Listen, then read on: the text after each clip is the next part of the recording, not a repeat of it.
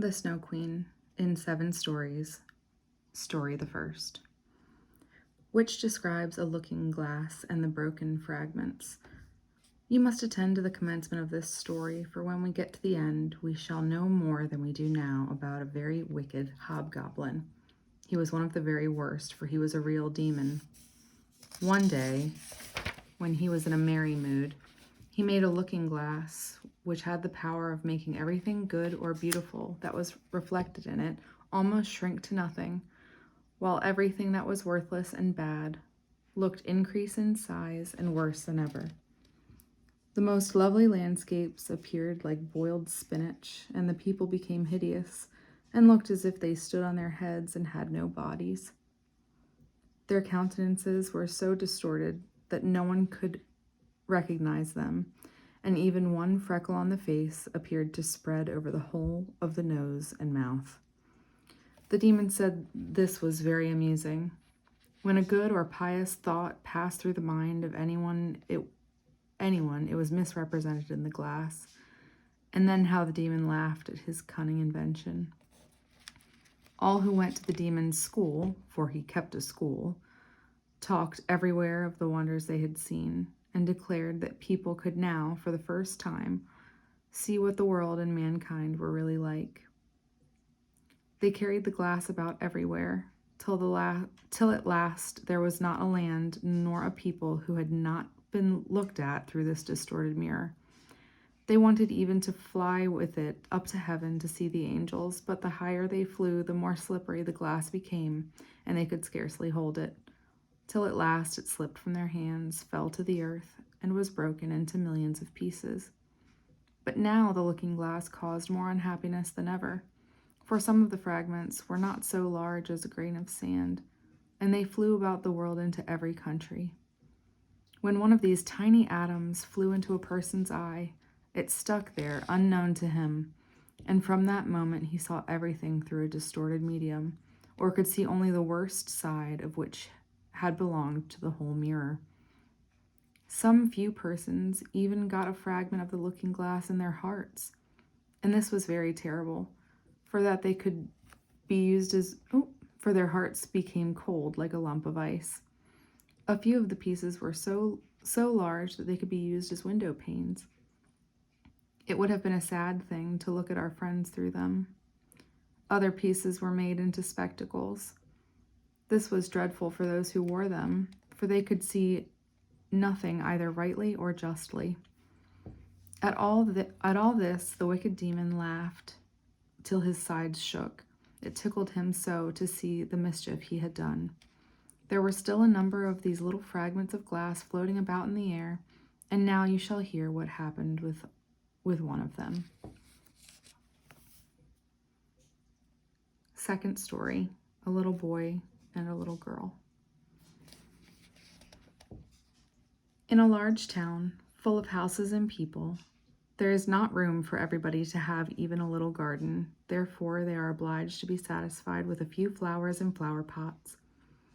In one of these large towns lived 2 poor children who had a garden something larger and better than a few flower pots. They were not brother and sister, but they loved each other almost as much as if they had been. Their parents lived opposite to each other in 2 garrets, where the roofs of neighboring houses projected out towards each other, and the water pipe ran between them. In each house was a little window, so that anyone could step across the gutter from one window to the other. The parents of these children had each a large wooden box in which they cultivated kitchen herbs for their own use, and a little rose bush in each box, which grew splendidly. Now, after a while, the parents decided to place these 2 boxes across the water pipe so that they reached from one window to the other and looked like 2 banks of flowers. Sweet peas drooped over the boxes, and the rose bushes shot forth long branches, which were trained round the windows and clustered together almost like a triumphal arch of leaves and flowers. The boxes were very high, and the children knew they must not climb upon them without permission, but they were often, however, allowed to step out together and sit upon their little stools under the rose bushes or play quietly. In winter, all this pleasure came to an end, for the windows were sometimes quite frozen over.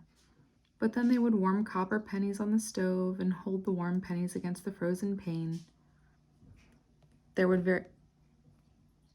be very soon a little round hole through which they could peep, and the soft, bright eyes of the little boy and girl would beam through the hole at each window as they looked at each other. Their names were Kay and Gerda. In summer, they could be together with one jump from the window, but in winter, they had to go up and down the long staircase and out through the snow before they could meet. "See, there are white bees swarming," said Kay's old grandmother one day when it was snowing. "Have they a queen bee?" asked the little boy, for he knew that the real bees had a queen. "To be sure they have," said the grandmother. "She is flying there where the swarm is thickest. She is the largest of them all, and never remains on the earth, but flies up to the dark clouds. Often at midnight she flies through the streets of the town and looks in at the windows. Then the ice freezes on the panes into wonderful shapes that look like flowers and castles." "Yes, I have seen them," said both of the children, and they knew it must be true. "Can the Snow Queen come in here?" asked the little girl. "Only let her come," said the little boy. "I'll set her on the stove, and then she'll melt." Then the grandmother smoothed her hair and told him some more tales. One evening, when little Kay was at home, half undressed, he climbed on a chair by the window and peeped out through the little hole. A few flakes of snow were falling, and one of them, rather larger than the rest, alighted on the edge of one of the flower boxes. This snowflake grew larger and larger, till at last it became the figure of a woman, dressed in garments of white gauze, which looked like millions of starry snowflakes linked together. She was fair and beautiful, but made of ice, shining and glittering ice. Still she was alive, and her eyes sparkled like bright stars, but there was neither peace nor rest in their glance. She nodded towards the window and waved her hand. The little boy was frightened and sprang from the chair. At the same moment it seemed as if a large bird flew by the window. On the following day there was a clear frost, and very soon came the spring. The sun shone, the young green leaves burst forth, the swallows built their nests, windows were opened, and the children sat once more in the garden on the roof, high above all the other rooms. How beautiful the roses blossomed this summer. The little girl had learnt a hymn in which roses were spoken of, and then she thought of their own roses, and she sang the hymn to the little boy, and he sang too. "Roses bloom and cease to be, but we shall the Christ child see." Then the little ones held each other by the hand and kissed the roses and looked at the bright sunshine and spoke to it as if the Christ child were there. Those were splendid summer days. How beautiful and fresh it was out among the rose bushes, which seemed as if they would never leave off blooming. One day, Kay and Gerda sat looking at a book full of pictures and animals and birds. And then just as the clock in the church tower struck 12, Kay said, "Oh, something has struck my heart." And soon after, "There is something in my eye." The little girl put her arm around his neck and looked into his eye, but she could see nothing. "I think it is gone," he said. But it was not gone. It was one of those bits of the looking glass, that magic mirror of which we have spoken, the ugly glass which made everything great and good appear small and ugly, while all that was wicked and bad became more visible, and every little fault could be plainly seen. Poor little Kay had also received a small grain in his heart, which very quickly turned into a lump of ice. He felt no more pain, but the glass was there still. "Why do you cry?" he said at last. "It makes you look ugly." "There is nothing the matter with me now. Oh, see," he cried suddenly, "that rose is worm-eaten, and this one is quite crooked. After all, they are ugly roses, just like the box in which they stand." And then he kicked the boxes with his foot and pulled off the 2 roses. "Kay, what are you doing?" cried the little girl. And then, when he saw how frightened she was, he tore off another rose and jumped through his own window away from little Gerda. When she afterwards brought out the picture book, he said, "It was only fit for babies in long clothes." and when grandmother told any stories, he would interrupt her with, "But," or, when he could manage it, he would get behind her chair, put on a pair of spectacles, and imitate her very cleverly to make people laugh. By and by, he began to mimic the speech and gait of persons in the street. All that was peculiar or disagreeable in a person he would imitate directly, and people said, "That boy will be very clever. He has a remarkable genius." But it was the piece of glass in his eye and the coldness in his heart that made him act like this. He would even tease little Gerda, who loved him with all her heart. His games, too, were quite different. They were not so childish. One winter's day, when it snowed, he brought out a burning glass. Then he held out the tail of his blue coat and let the snowflakes fall upon it. "Look in this glass, Gerda," said he, and she saw how every flake of snow was magnified and looked like a beautiful flower or a glittering star. "Is it not clever?" said Kay, "and much more interesting than looking at real flowers? There is not a single fault in it, and the snowflakes are quite perfect till they begin to melt."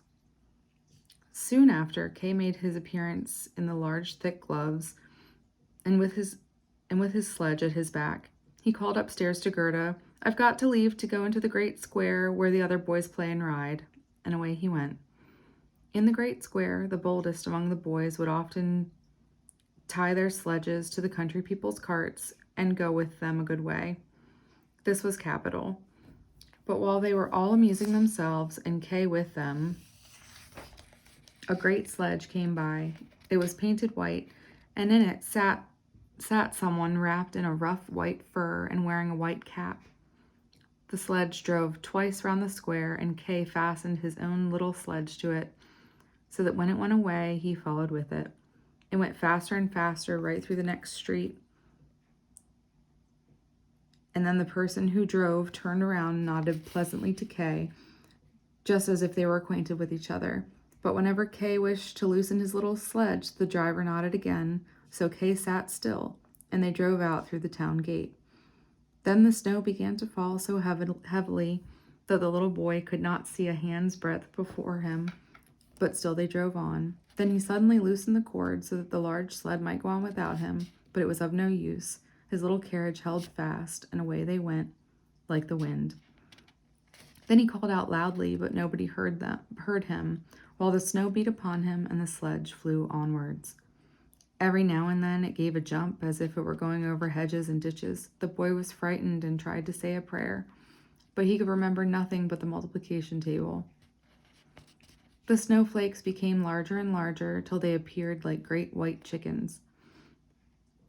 All at once they sprang on one side. The great sledge stopped, and the person who had driven it rose up.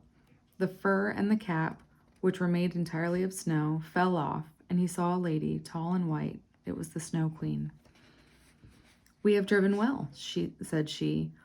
"But why do you tremble? Here, creep into my warm fur." Then she seated him beside her in the sledge, and as she wrapped the fur round him, he felt as if he were sinking into a snowdrift. "Are you still cold?" she asked, as she kissed him on the forehead. The kiss was colder than ice. It went quite through to his heart, which was already almost a lump of ice. He felt as if he were going to die, but only for a moment. He soon seemed quite well again, and did not notice the cold around him. "My sledge! Don't forget my sledge," was his first thought, and then he looked and saw that it was bound fast to one of the white chickens, which flew behind him with the sledge at its back. The Snow Queen kissed little Kay again, and by this time he had forgotten little Gerda, his grandmother, and all at home. "Now you must have no more kisses," she said, "or I should kiss you to death." Kay looked at her and saw that she was so beautiful he could not imagine a more lovely and intelligent face. She did not now seem to be made of ice, as when he had seen her through his window, and she had nodded to him. In his eyes she was perfect, and she did not feel at all afraid. He told her he could do mental arithmetic as far as fractions, and that he knew the number of square miles and the number of inhabitants in the country, and she always smiled so that he thought he did not know enough yet, and she looked around the vast expanse as she flew higher and higher with him upon a black cloud, while the storm blew and howled as if it were singing old songs. They flew over woods and lakes, over sea and land. Below them roared the wild wind. The wolves howled and the snow crackled. Over them flew the black screaming crows, and above all shone the moon, clear and bright. And so Kay passed through the long winter's night, and by day he slept at the feet of the Snow Queen.